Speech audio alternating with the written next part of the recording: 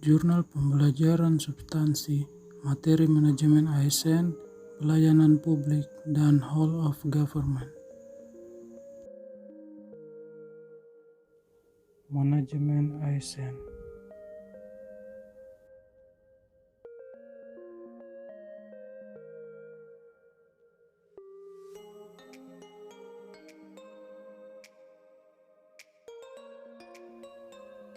ASN adalah profesi bagi pegawai negeri sipil dan pegawai pemerintah dengan perjanjian kerja yang bekerja pada instansi pemerintah.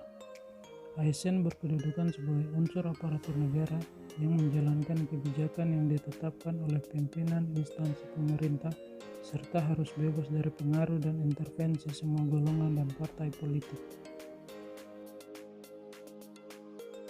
ASN berperan sebagai perencana, pelaksana, dan pengawas penyelenggaraan tugas umum pemerintahan dan pembangunan nasional melalui pelaksanaan kebijakan dan pelayanan publik yang profesional, bebas dari intervensi politik, serta bersih dari praktik korupsi, kolusi, dan nepotisme.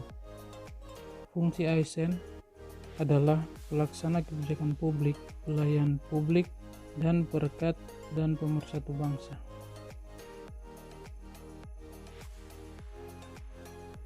Kewajiban pegawai ASN tercantum pada pasal 23 Undang-Undang Nomor 5 Tahun 2014 tentang Aparatur Sipil Negara.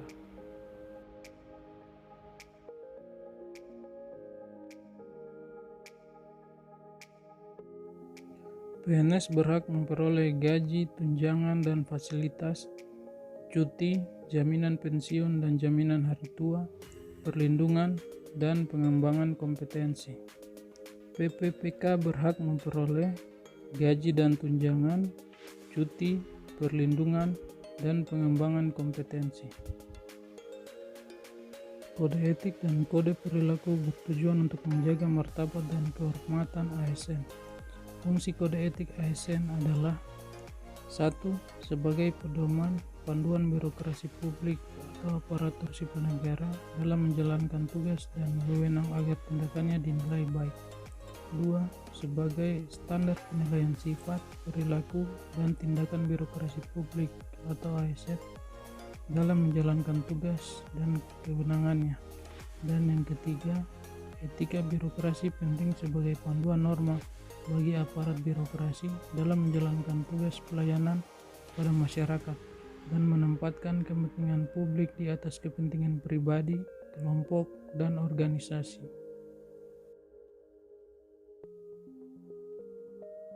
Manajemen ASN adalah pengelolaan ASN untuk menghasilkan pegawai ASN yang profesional, memiliki nilai dasar etika profesi, bebas dari intervensi politik, bersih dari praktik korupsi, kolusi, dan nepotisme.